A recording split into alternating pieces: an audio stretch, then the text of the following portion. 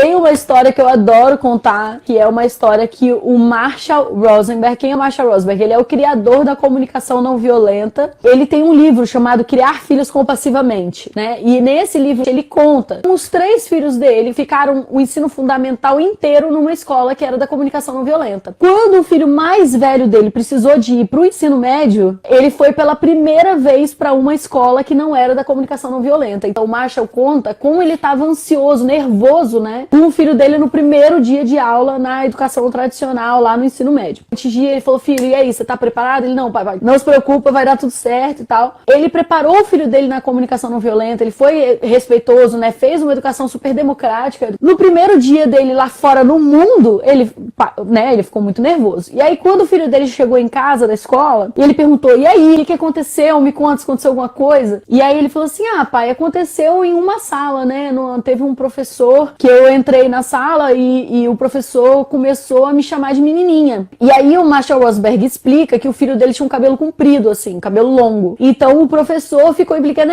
olha lá, chegou uma menininha na nossa sala, não sei o quê. Na visão de que chamar um menino de menina seria uma ofensa. E aí o Marshall Rosenberg ficou super nervoso e ele falou assim, e aí, filho? Falou assim, pai, eu lembrei do que você me ensinou, né? Que você me ensinou pra não me rebelar nem me subjugar. Eu continuei ouvindo o professor, né? Ou seja, ele nem falou, menininha, você, e nem se subjugou, tipo, não, você tá certo, eu sou uma menininha. O Marshall fala assim, tá, e o que você tirou dessa situação? Aí ele falou, pai, eu lembrei também do que você disse, né, pra eu, tipo, olhar o lado da pessoa com empatia e compaixão. E eu fiquei pensando que esse assunto pro professor deve ser um assunto muito delicado mesmo, porque esse professor é careca. O Marshall Rosenberg, no maior orgulho, né, de ter conseguido, que o filho dele passou por uma cena, que ele poderia ter se sentido humilhado, que ele poderia ter saído chorando, ou poderia ter xingado o professor, e ele tentou entender o lado do professor, porque ele estava muito bem resolvido, ele tem uma relação com ele de autonomia,